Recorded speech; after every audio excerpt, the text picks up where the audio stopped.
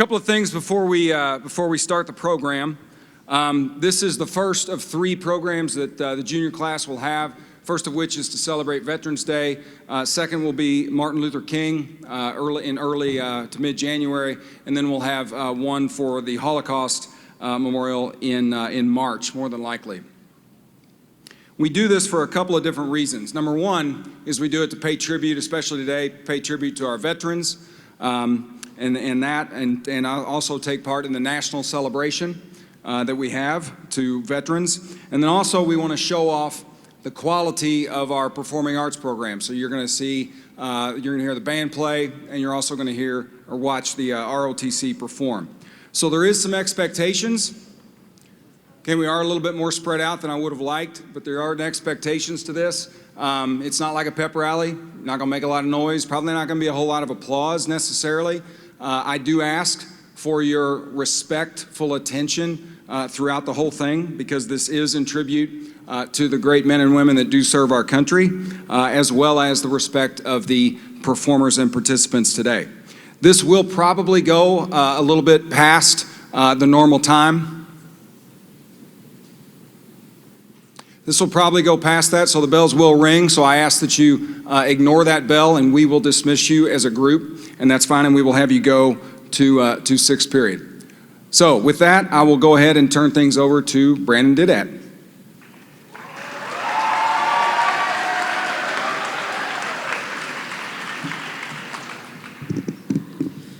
Welcome to the 2022 Floyd Central Veterans Day Assembly and Recognition. We hope that you find this program insightful and reflective. When Francis Scott Key wrote the Star-Spangled Banner over 200 years ago, he called America the land of the free and the home of the brave. And those words are as true today as they were then. Throughout this nation's history, America's soldiers, sailors, airmen, Marines, and Coast Guardsmen have bravely answered the call to defend our freedom, to aid our friends and allies, and turn back to aggressors. We can never fully repay our debt of gratitude to more than 650,000 American service members who died in battle, or the 1.4 million who were wounded. We can, however, recognize and thank the 25 million veterans still living today. We now ask that you rise for our nation's flag and playing of the national anthem.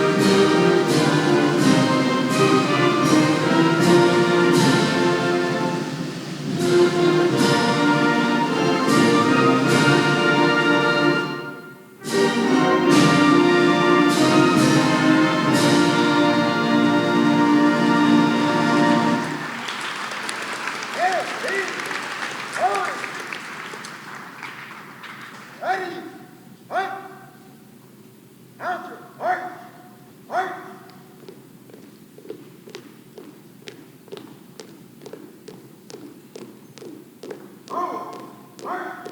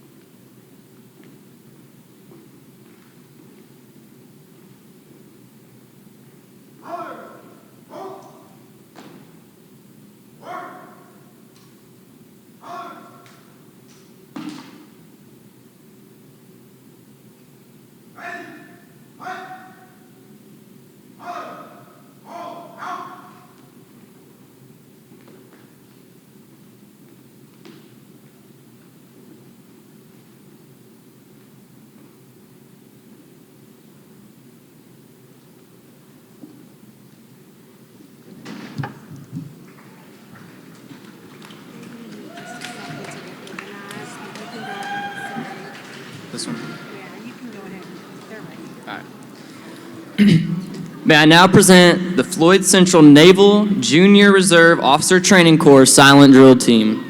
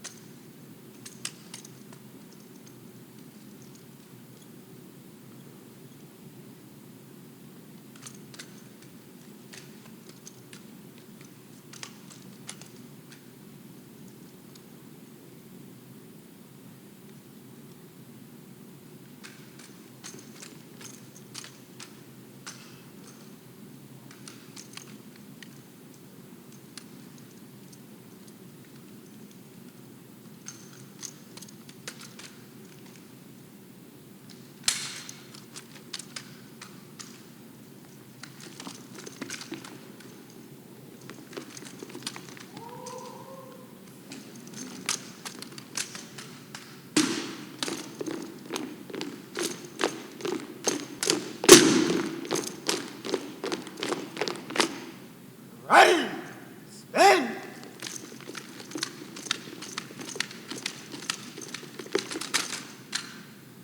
Damn the torpedo.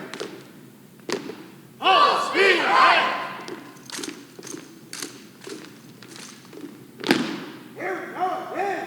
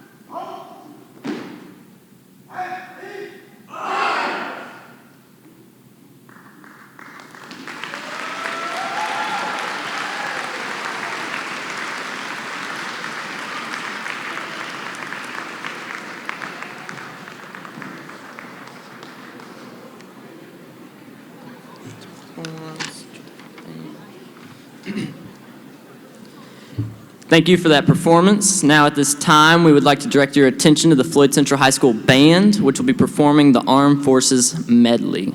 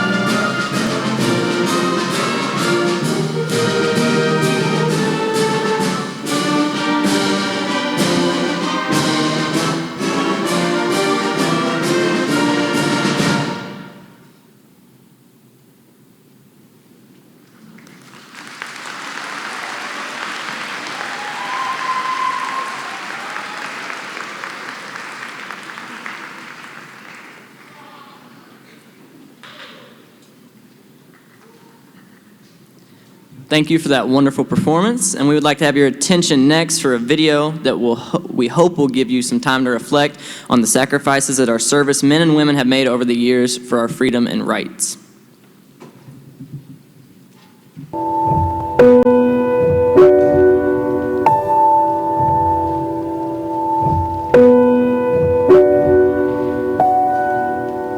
Raise your right hand and repeat after me. I state your name. Do solemnly swear. To support and defend. The Constitution of the United States. Against all enemies. Foreign and domestic. And to bear true faith. And allegiance to the same. That I will obey. The orders of. The President of the United States. And the orders of. Those officers. Appointed over me. According according to regulations and the Uniform Code of Military Justice. So help me God.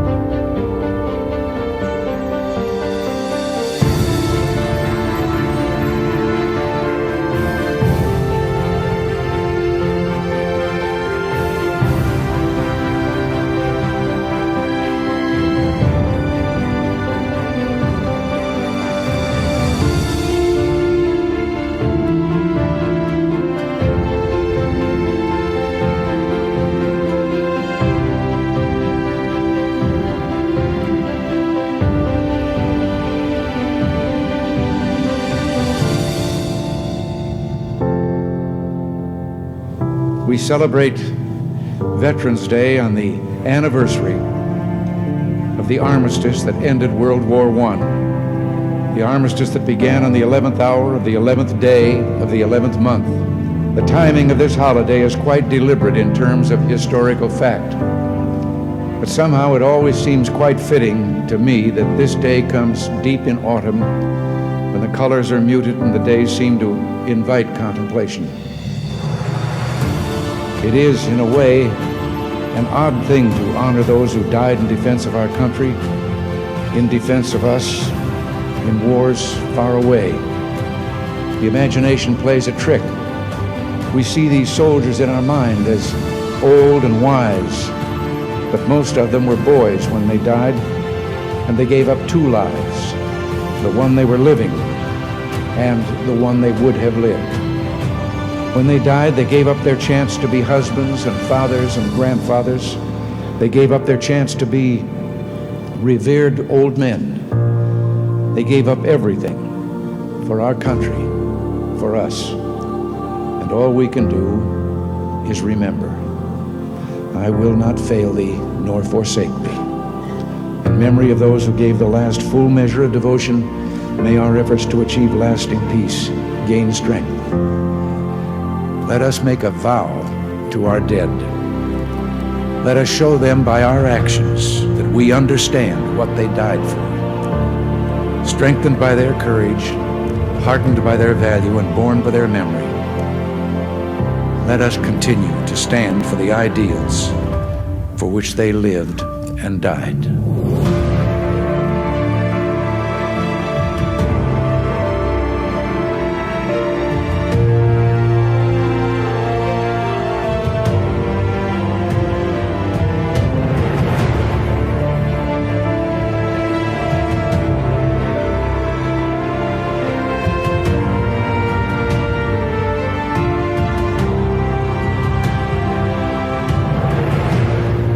In the long history of the world, only a few generations have been granted the role of defending freedom in its hour of maximum danger. I do not shrink from this responsibility. I welcome it. I do not believe that any of us would exchange places with any other people or any other generation. The energy, the faith, the devotion which we bring to this endeavor will light our country and all who serve it.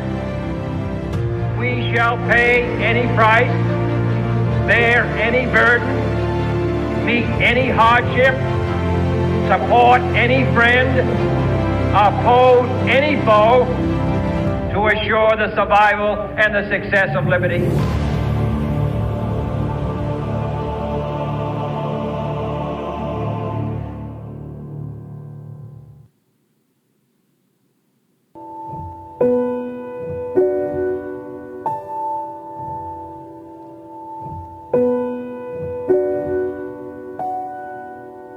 Raise your right hand and repeat after me. I state your name. Do solemnly swear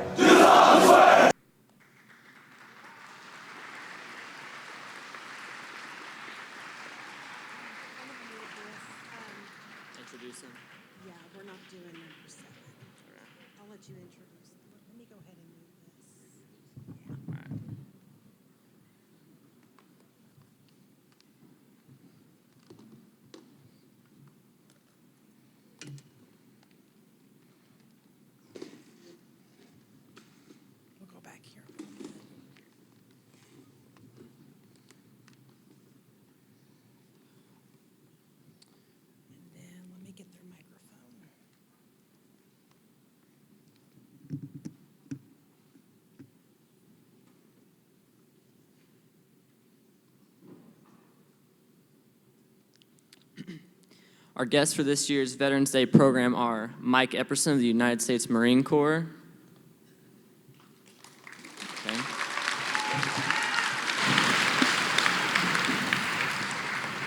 Rob Hudson of the United States Army.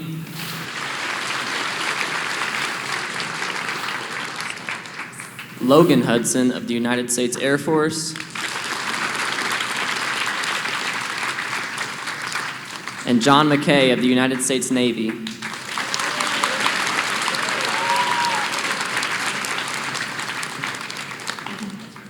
So a few questions. We'll start with Mr. Epperson. How many years did you serve and what types of jobs did you perform? I served 26 years in the Marine Corps. I started out as an artilleryman for 4, and then I switched over to ordnance officer, so I worked on tanks, Amtracs, LEVs. Okay, you can pass it down. I served 6 years in the U.S. Army, started out as a medic, became a motor pool NCO, and then eventually became a nurse in the Army and was commissioned as an officer. So I did 5 years active, 1 year reserve in the Air Force, and my FSC was to be a civil engineer. I served 4 years in the Navy and in California all the time. You want to know what else? What was your job? Well, I was in ground support on a naval air station, which means I moved airplanes around from place to place and put them where they wanted them and started them and those kind of things. Next question. What is one thing that you gained from the military that you don't think you would have?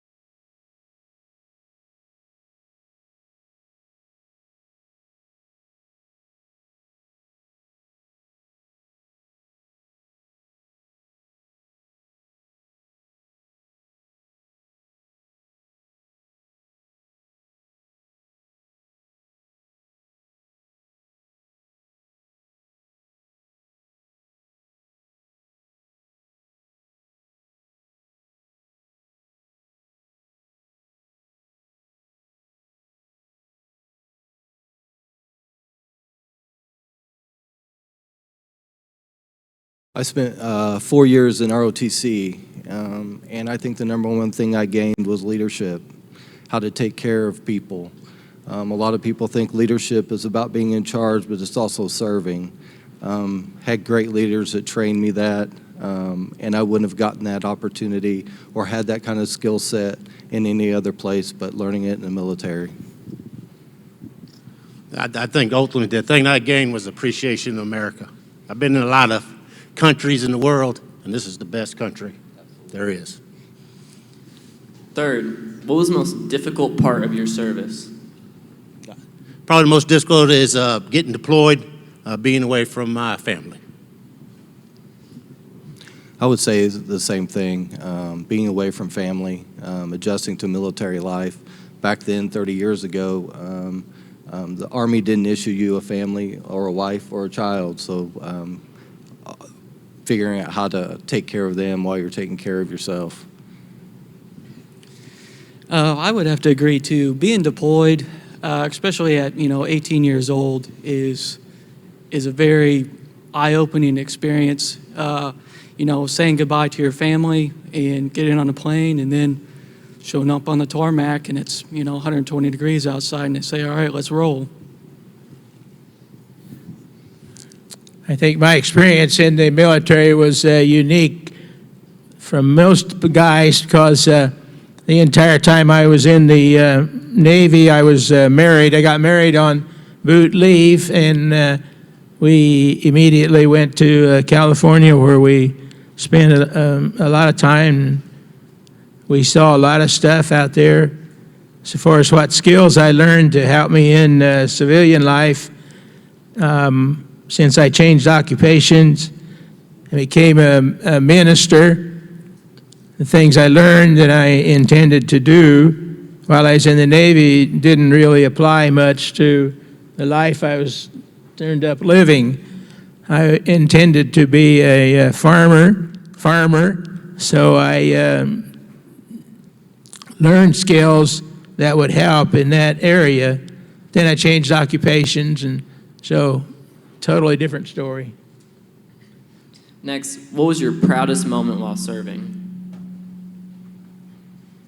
What was your proudest moment while serving? My proudest moment. I tried to think about that and exactly how I would answer that question. There were some things about the Navy that I really liked. I worked a Blue Angel air show one time, and that was pretty neat. Some of our pilots and aircraft were in it, and I got to see the Blue Angels up close and do some stuff with them.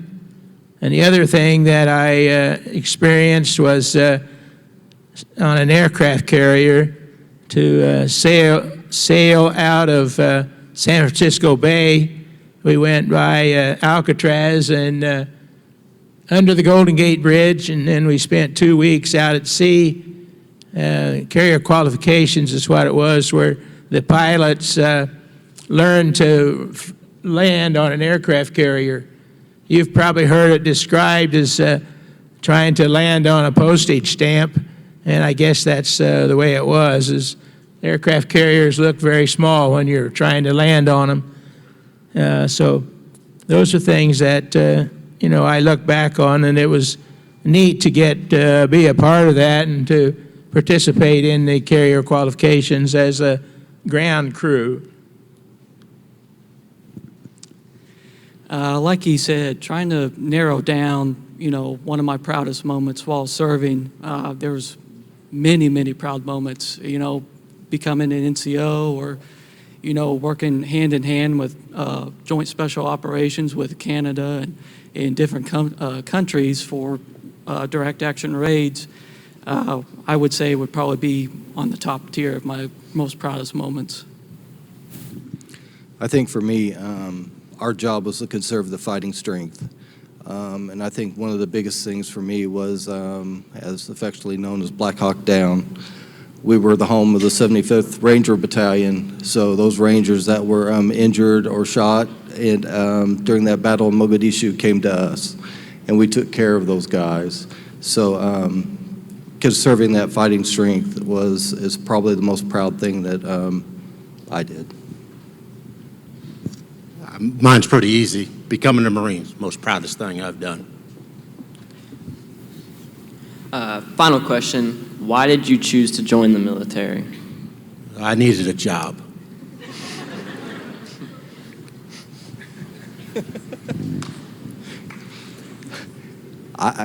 That's a good answer. I was kind of the same way, and just found it, and my dad worked for the Department of the Army his whole life and had many veterans in our family, and this is my son, and my other son is a Marine, so it was kind of a family tradition. I would agree. Yeah, it is kind of a family tradition. But I remember being in high school, I had no desire to go to college. I always wanted to be in the United States Armed Forces. Either, I originally wanted to be a Marine, but my brother talked me out of it. So I joined the Air Force, and I don't regret it. Again, I think I'm pretty unique. I'm the only one in my family who ever served during my generation and before. I think I had a couple of uncles who were in World War II. Before I was interested in talking to them about it, they died, so I don't know anything about what they did. But I was the only one of all my cousins that was in the military. And I don't know why none of them and any of the others got drafted or anything, but that was just part of my luck. luck of my life, I guess, to get drafted or going to get drafted. And so I went ahead and joined the Navy, and I guess that I think it was a good experience, a good thing to have done, and I guess I'm proud to have served the country that way. So. Thank you guys so much for visiting Floyd Central and our students on today. We appreciate your presence and your words for our students today. So.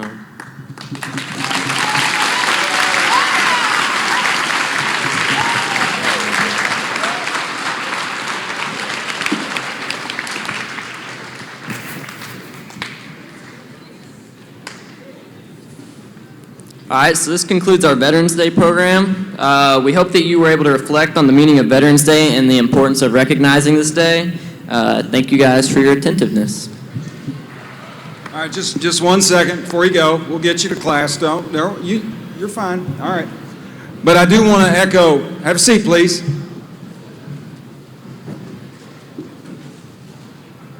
Go ahead, we need to sit down. Okay. All right, just a couple of things. I just want to acknowledge the work that it took to put this on. I want to thank Mrs. Hainan, Mr. McKay for putting this on. Also want to thank Brandon Didat for his good job emceeing. Appreciate that.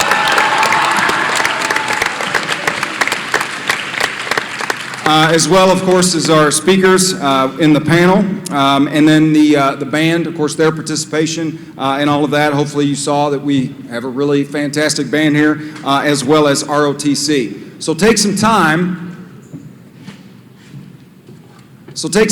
either today or tomorrow. Of course, tomorrow is the official Veterans Day, November 11th, to thank a veteran. We need to keep in mind this is dangerous work that people do. And many of them do it for various reasons, and many of them make really heavy sacrifices for this. And so I'd like you to consider that, reflect on that for a while, what they are sacrificing themselves for, and the answer is you. And so we all want to live our lives like we are worth it. Okay, and with that, go on and go to 6th period, sorry.